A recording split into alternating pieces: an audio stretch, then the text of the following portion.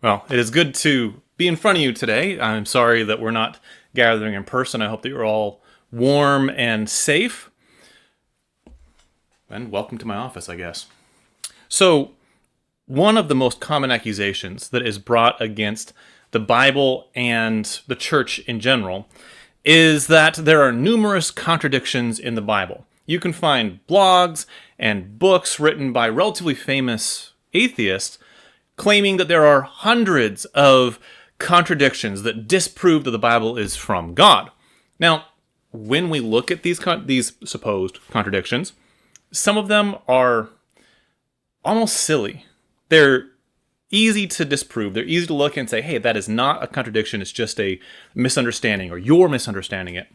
But some of these supposed contradictions look almost legitimate. They look almost like there might be a contradiction in the Bible. And if the Bible is God's inerrant word, if it is God-breathed, then there should not be any contradictions. So the question becomes, what do we do with this? What do we do when we are presented with one of these supposed contradictions that looks like it might be legitimate? Well, we could ignore them, but while that might work for you, you may be able to just kind of shuttle it off and say, hey, that doesn't bother me. For some people, it might really shake their faith. And if you ignore it, well, maybe your children can't, or maybe your spouse or one of your best friends can't ignore the supposed contradiction. We could let them erode our faith. Now, of course, that's not the desired outcome. We don't want to let these supposed contradictions erode our faith. So we could also get angry, get mad at either the person who presented the supposed contradiction or the supposed contradiction itself. However, getting angry at it doesn't actually solve the problem. In fact, if you get angry about it, that might seem to prove to some people that there might actually be a contradiction. So what should we do? Well, what we should do is dig into the Bible, study the context, and seek resources to find the answers. The thing about this, though, is that takes work. It takes work to dig into the Bible. It takes work to study the context. And seeking resources can be difficult because not everybody has a full theological library right at their fingertips. So what do we do? Well, today, we're starting in on a new sermon series about addressing alleged contradictions. Now, to be honest, this subject gets kind of deep. It gets kind of dense. And my thought was if we grouped all of these sermons together, that we would very quickly get burned out on these supposed contradictions. So what we're going to do is we're going to do one sermon about these alleged contradictions, and we'll cover a couple of different types of alleged contradictions. Then we'll do some other sermon series. And in a month and a half or so, we'll do another couple of supposed contradictions. And then a month and a half or so after that, we'll do another sermon on this. That way we get the information, but we're not burning ourselves out on it. And the alleged contradictions we're dealing with today are alleged numerical and geographical contradictions. Now, right there you have our outline. We're first going to talk about alleged numerical contradictions. Then we'll talk about alleged geographical contradictions. Now, we don't have the time today to go through all of the alleged numerical contradictions. We would be here all day. So, I've selected a few, some from the Old Testament, some from the New Testament, that I think give us a good grasp on what we might see when we address these supposed contradictions and how we can address them. Now, most of the information that I'm going through today has come from Eric Lyon's series, The Anvil Rings. It's a 3-book series. You can buy it at apologeticpress.com or whatever their website is. And it was Apologetics Press. If you're interested in this, if you want to dig into these supposed or alleged contradictions more, you can get that book series, and it goes into much greater depth than I'm going into today. Now, today is definitely not going to be a toe-stepping sermon. It's not one that's going to make you rethink your life choices, but it might be a little bit dense. This is one of those things, like Wayne Berger says, where we have to roll up our pant legs and dig into the deeper waters. So I encourage you, grab your Bible. If you have a note-taking outline, get that close to you, and let's dig in. And we're first going to talk about some alleged numerical contradictions. Now, before we even get into the alleged contradictions, we need to talk about a principle when addressing alleged contradictions. And here's that principle. If there is one or more legitimate, non-contradictory interpretations, then there is no contradiction. Sometimes skeptics will want us to nail down like exactly what it was, and then they'll poke holes in whatever answer we give.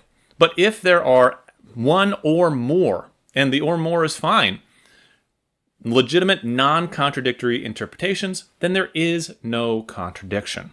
With that in mind, let's look at our first supposed contradiction. First one, the question: how many languages before the Tower of Babel? One or many? Now we might look at that and say, of course, there was only one, right? But turn with me to Genesis 10. Genesis 10, 1 through 7, and then verse 20. Starting in verse 1, Genesis 10, verse 1. Now these are the records of the generations of Shem, Ham, and Japheth, the sons of Noah, the sons that were born to them after the flood. Now it starts talking about their sons. We're going to go look at verse 5. Verse 5. From these, the coastlands of the nations were separated into their lands, every one according to his language, according to their families, into their nations. And then verse 20, these are the sons of Ham, according to their families, according to their languages, by their lands, by their nations. So that seems to indicate that people spoke different languages. But then, in Genesis 11:1, we read, now the whole earth used the same language and the same words. So that states the whole earth spoke the same language. So the accusation that is brought against the Bible here is that there's a contradiction. Genesis 10 says many languages. Genesis 11 says one language. Okay, so to answer this, we need a few study and interpretation principles. The first one is context, context, context. And I'm going to say that over and over again, context, context, context. That's not just because I'm repeating it for emphasis. I am repeating it for emphasis. But it's also because there's different types of context. There's the literary context, there's the textual context, and then there's the historical and cultural context. And we need to look at each of these different types of contexts to understand what's being said here. And on top of that, we need to understand the literary composition of the section. And that's really key, understanding the literary composition of this section. So let's talk about the context. Genesis 10 and 11, quite frankly, they are not presented chronologically. As you read through Genesis 10, there is a lot that happens there that we can say by looking at the rest of the section happens after the Tower of Babel. What's being given here is that Genesis 10 gives a big picture overview of the spread of humanity after the flood. And it's not just saying, hey, these things happened before the flood or before the Tower of Babel and these other things happened after. It's just giving a big overview of the entire section. And then Genesis 11, 1 through 9 gives a detailed account of an important event, that is, how God made them disperse. Now, Genesis honestly does this quite a lot. Genesis 1 gives an overview. Genesis 2 gives the details of specific sections. Here, of course, Genesis 10 gives us an overview. Genesis 11 gives us some specifics.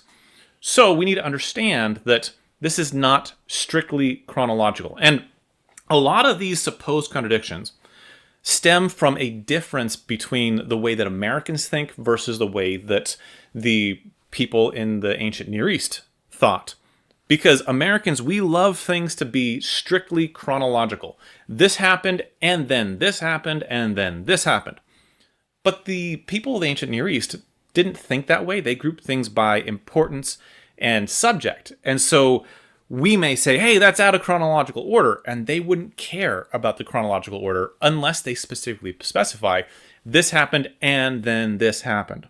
Okay, so the answer here is that there was one language before the Tower of Babel, and chapter 10 was just giving an overview of the spread of humanity. Okay, pretty simple, pretty straightforward. Good one for us to get our feet wet in this subject. Now let's go a little deeper. How many daughters did Lot have? Now this question, it seems like it should be like a why does it even matter? But let's go through it. Genesis 19:8. Now set this up. If you remember what happened in this section of Genesis, God told Abraham that he was going to destroy Sodom and Gomorrah and the cities of the plains. And Abraham bargained with him, begged him, and God finally agreed if there was 10 righteous people in the city, he would spare the city. But there weren't 10 righteous people. So God did, though, send some messengers, some angels, to go get Lot and his family out of the city. This is where we reach that point, because the men of the city were depraved, and they wanted to have the men that were visiting, the angels, come out so they could have carnal relations with them. And Lot, well, he says something that is pretty reprehensible, but this is what he says. 19, verse 8. Now behold, I have 2 daughters who have not had relations with man. Please let me bring them out to you, and do to them whatever you like. Only do nothing to these men, insomuch as they have come under the shelter of my roof. Now I am not condoning what Lot was planning on doing there. I'm not saying it was good, that was a bad thing. However, he does say that he had 2 daughters who had not known a man. However, chapter 19, verse 14 says that Lot had sons-in-law. Let's read that. Verse 14, Lot went out and spoke to his sons-in-law, who were to marry his daughters, and said, Up, get out of this place, for the Lord will destroy the city. But he appeared to his sons-in-law to be jesting. So, verse 8 says that Lot had 2 virgin daughters. Verse 14 says that he had sons-in-law. And the accusation that is made is that you can't have virgin daughters and son-in-laws. So, the interpretation principles needed are, again, context. I'm going to say that over and over again today. But also understanding translation variances. Now, this is kind of a weird concept, but if we understand that the different translators of the different translations, they're doing the best that they can with the information they have, but they do sometimes have biases or maybe pre-understandings, and so there might be differences between translations, and we'll talk more about that in a moment. We also need to have an understanding of ancient Near East marriage customs. And this is really kind of the crux of the matter. So there's really 2 options to answering this supposed contradiction. Let's examine the context of the first option. Option 1, we look at Genesis 19:15, which says, When morning dawned, the angels urged Lot, saying, Up, take your wives and your 2 daughters who are here, or you will be swept away in the punishment of the city. And the key there is 2 daughters who are here. Okay, it's conceivable that Lot had married daughters who were not in the house with them. And if that were the case, then those daughters would have gotten destroyed in the city when God destroyed the city. So that is entirely possible. There's nothing that says he didn't have other daughters. But there's another option, which I think honestly is probably a stronger option, but it's worth looking at both of them. And that comes down to the translation variances. The King James and the New King James, when referring to the sons-in-law, say that these sons-in-law had married his daughters. So these sons-in-law had married the daughters, past tense. However, the New American Standard says who were to marry his daughters. And then the NIV says who were pledged to marry his daughters. So there's some translation variance. You look at the Hebrew words used here, and it's the same Hebrew wording, but the King James and New King James translated it differently. Now, there's a little bit of a question surrounding this particular word. I'm not going to go into the details of the Hebrew for you, but the gist of it is that it could mean that these men had already married his daughters or that they were going to marry his daughters. It can legitimately mean either one. And that brings us to an understanding of ancient Near East marriage customs. See, people who were betrothed were seen as being legally married, even though they did not live together and had not had intimate relations. Think of Joseph and Mary in the New Testament, how they were betrothed. Mary had not had carnal relations with a man, but in order for them to break that arrangement, Joseph would have had to divorce her, put her away. They were legally bound, but they were not yet living together and having carnal relations. Thus, the sons-in-law spoken of could be betrothed to Lot's daughters. And I honestly think that this is probably the case, that these young men were betrothed to Lot's daughters, and he urged them to come away so they could still, get married and have a family, and they didn't listen. They stayed in the city and got destroyed. So, the answer to this supposed contradiction, well, option 1 is that Lot could have had 2 more daughters who were married. Option 2 is that Lot's 2 daughters could have been betrothed, but not yet married. So we have more than one legitimate, non-contradictory interpretations, so there is no contradiction here. Okay, now let's move to the New Testament. Let's talk about the question, the 12?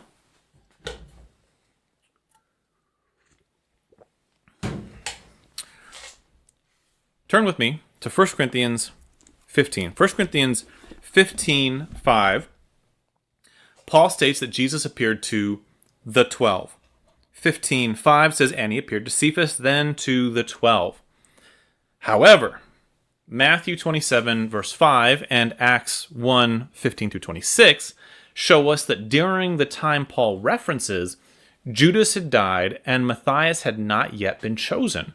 So there were only 11 apostles. So the accusation is that Paul's not telling the truth, that Paul either didn't know what was going on or he misspoke or something, because at that time there were only 11 apostles. Now, how do we answer this? Well, again, the study and interpretation principles needed is context, context, context. If you were in the room with me together, we could all say context, context, context together. But we also need an understanding of the figurative use of numbers and titles. And this sounds complicated, but it's actually really simple.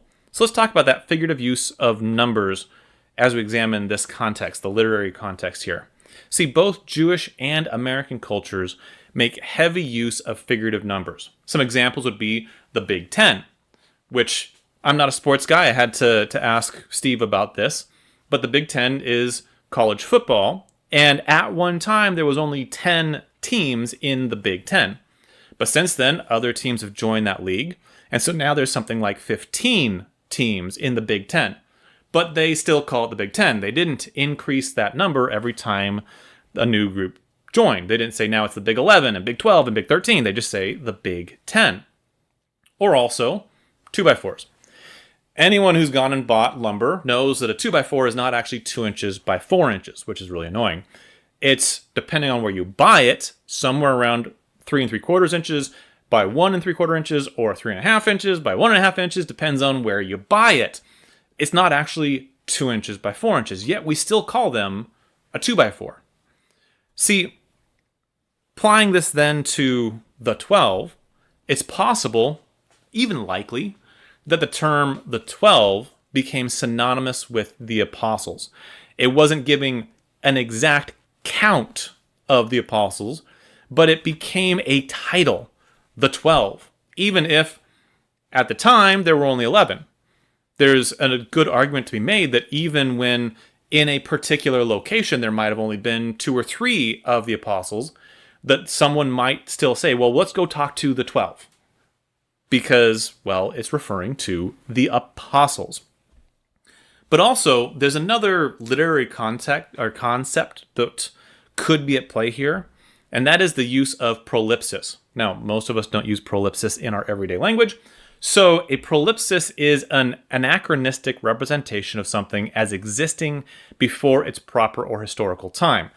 Another big word, anachronistic, is basically a false or intentionally not exact usage of a word. So the idea here would be like if we said the prophet Moses was pulled from the Nile by Pharaoh's daughter. Well, when he was pulled from the Nile, he wasn't the prophet. He was just a baby. But no one's going to say, ha, you contradicted yourself, when we say that the prophet Moses was pulled from the Nile by Pharaoh's daughter.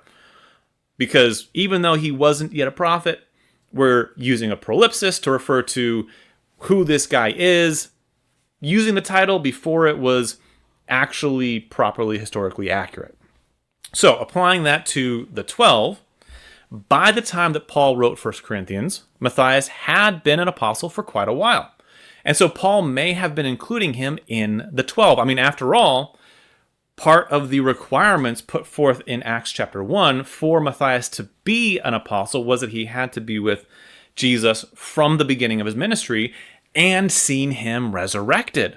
So, even if Matthias wasn't an apostle at the time that Jesus appeared to him, he did see Jesus after he had raised from the dead. So, the answer, well, Paul's use of the 12 does not represent a contradiction to the number of apostles to whom Jesus appeared, whether it is because he's using the 12 as synonymous with the apostles, or whether because he's referring to Matthias, even though he wasn't at the time an apostle. Either way, there's no contradiction here. Okay, now there are many, many more alleged numerical contradictions we could go through. And in fact, I had to shorten this down. I had 4 or 5 examples in my first take of this, but it was going to be way too long. So, let's now move on to alleged geographical contradictions. That is, contradictions having to do with places. The first one, question. Jesus' birth in Bethlehem, fact or fiction? Let's get into this. So, Matthew 2:1 and Luke 2:39 through 40 both record that Jesus was born in Bethlehem. Now, we're familiar with this, right? Let's go to Matthew 2, verse 1 says, Now after Jesus was born in Bethlehem of Judea, in the days of Herod the king, Magi from the east arrived in Jerusalem. Okay, so Jesus was born in Bethlehem. However, in these other passages, Jesus is known for being from Galilee. Let's go to the Mark passage. Mark 1:24 says, and we'll go back to 23 to get the idea. Just then there was a man in the synagogue with an unclean spirit, and he cried out, saying, What business do we have with each other, Jesus of Nazareth? Have you come to destroy us? I know who you are, the Holy One of God. Okay, now this passage and the other ones I have listed all reference people saying, hey, this is Jesus of Nazareth, or Jesus from Nazareth of Galilee. And then the real crux of this argument comes from John 7. John 7, verses 41 and 42. We're going to actually start in verse 40. John 7, verse 40. Some of the people, therefore, when they heard these words, were saying, This certainly is the prophet. Others were saying, This is the Christ.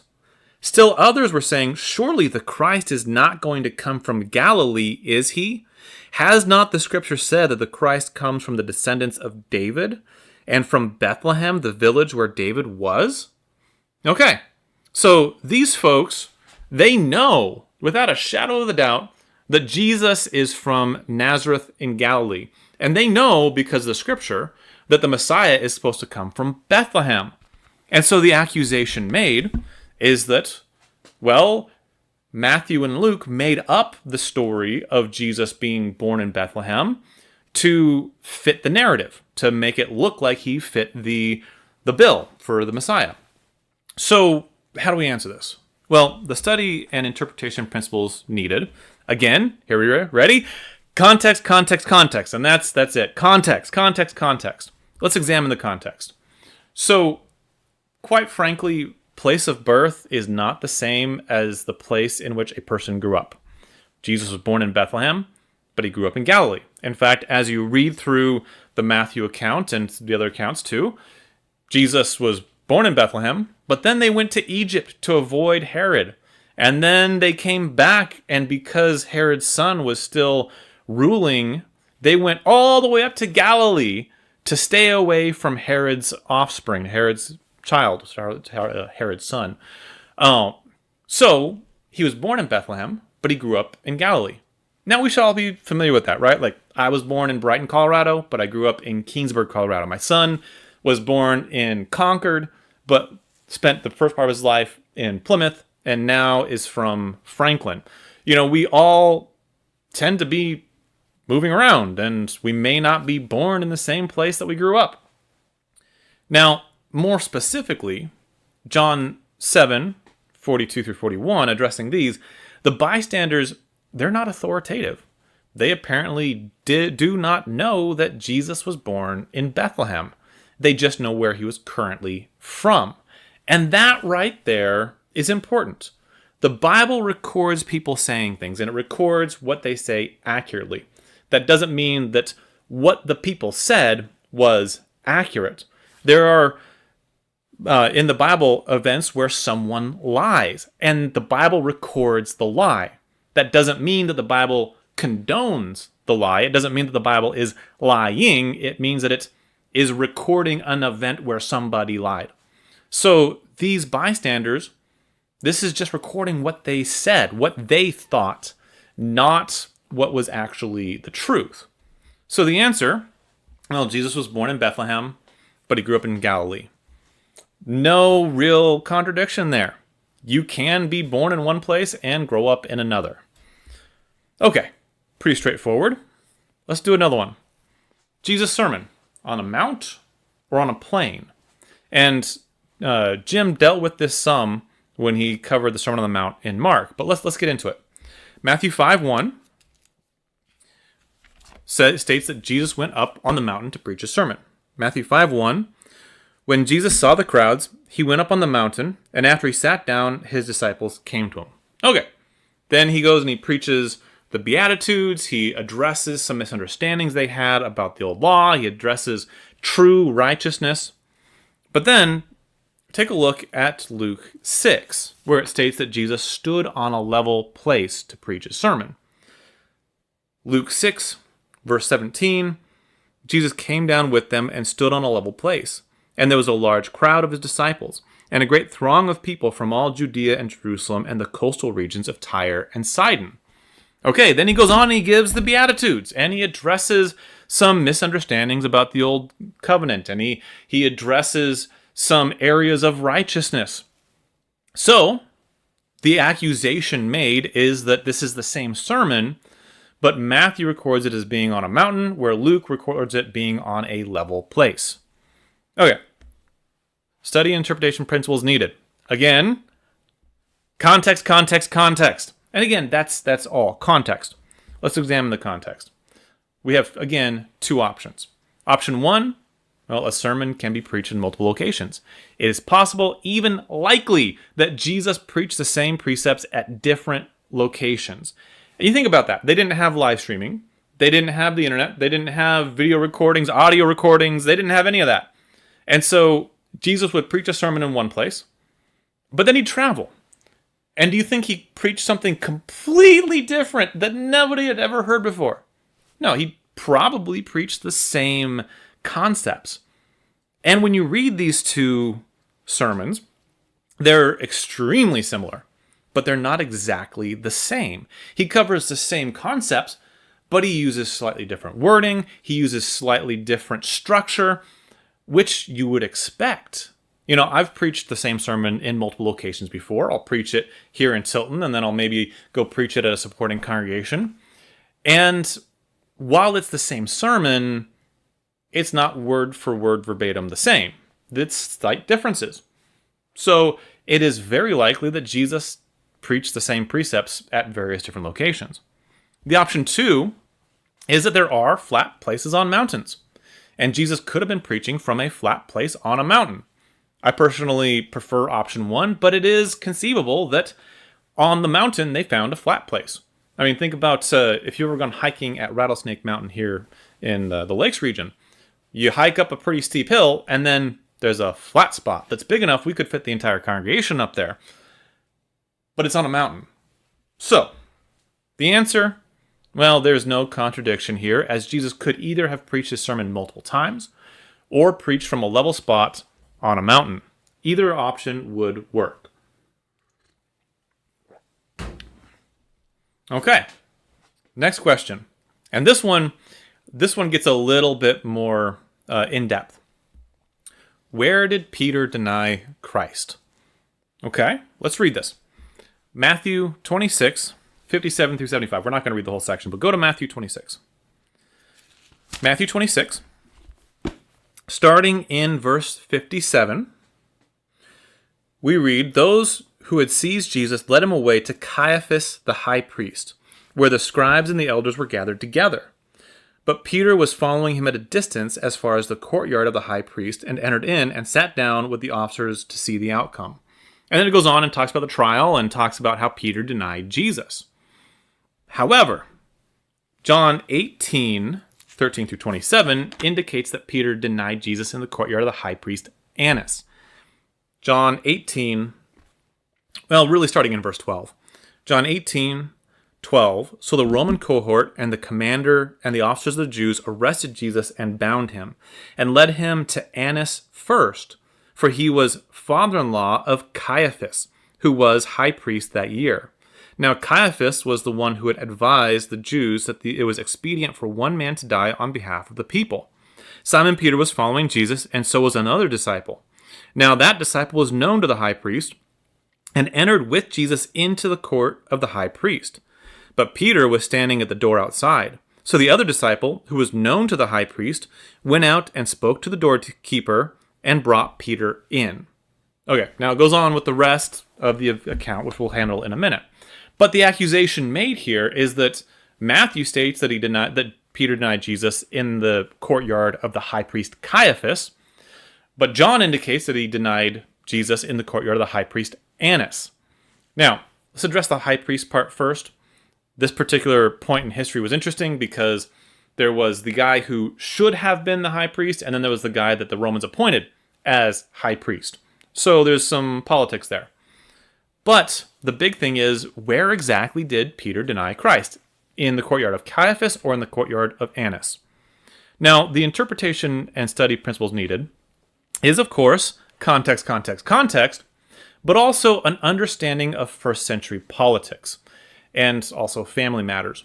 So let's examine the context a little bit. And we're going to look at the timeline of John 18, verses 13 through 14, which we already read. Jesus is taken to Annas, who, as it says, is the father-in-law of Caiaphas. And that becomes important in a minute. Verses 15 through 18, Peter denies Jesus in the first time in the courtyard of the high priest. We read, starting in, we already read 15 and 16. Let's start in 17. "Then a slave girl who kept the door said to Peter, 'You are not also one of this man's disciples, are you?' He said, 'I am not.'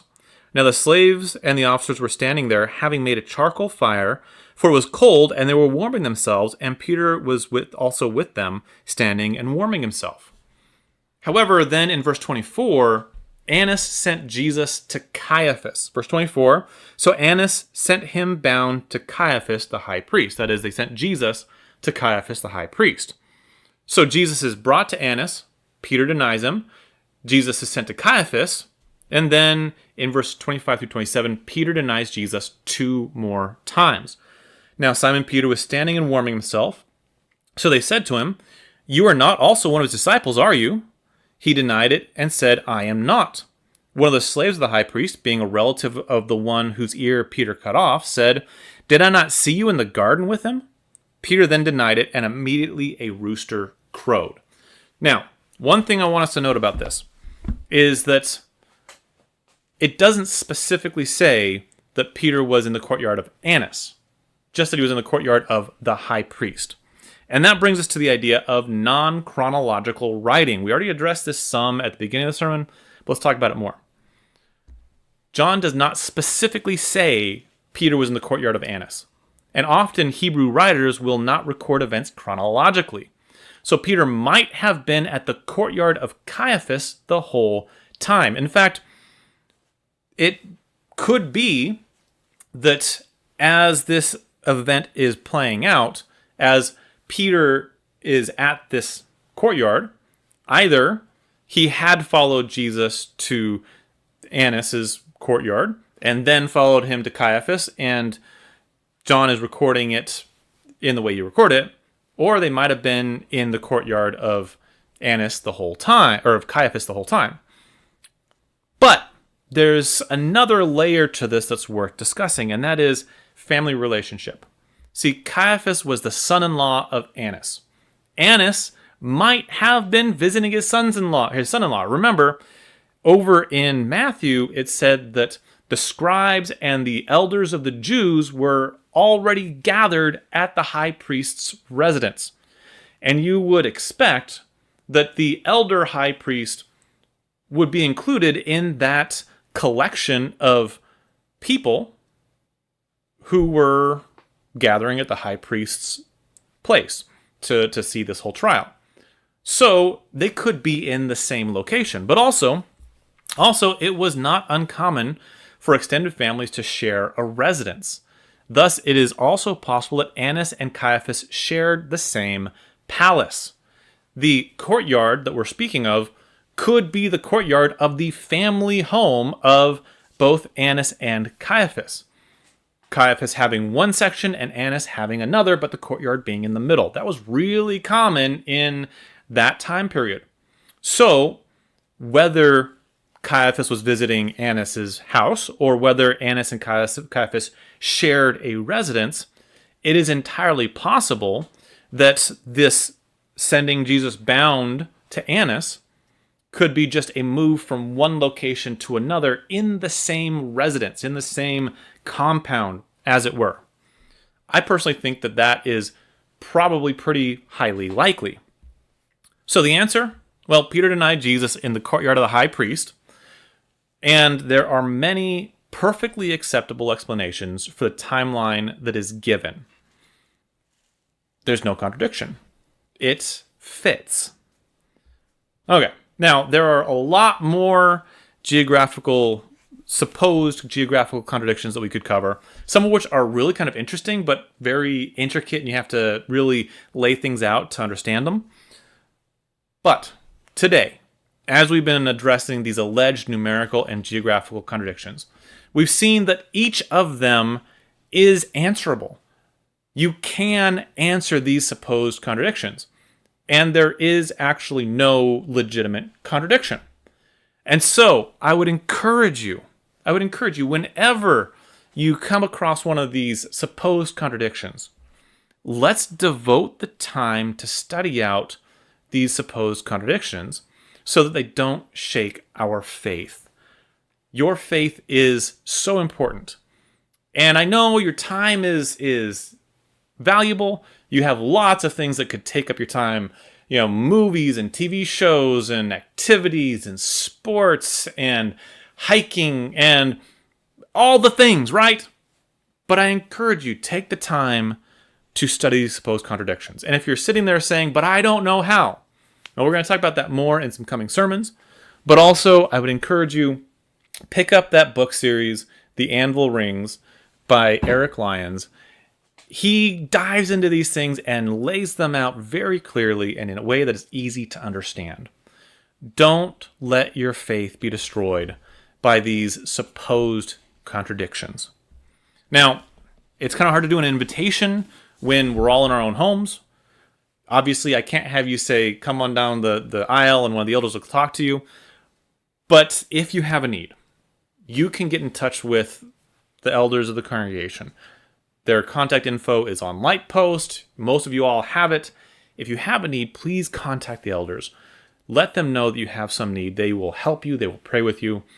And we have a number of prayer requests that were put up on Lightpost, and I apologize that we had gotten lax with making sure those were getting posted, and so a bunch of them got posted last night. There's a lot of people that have health needs and other needs going on.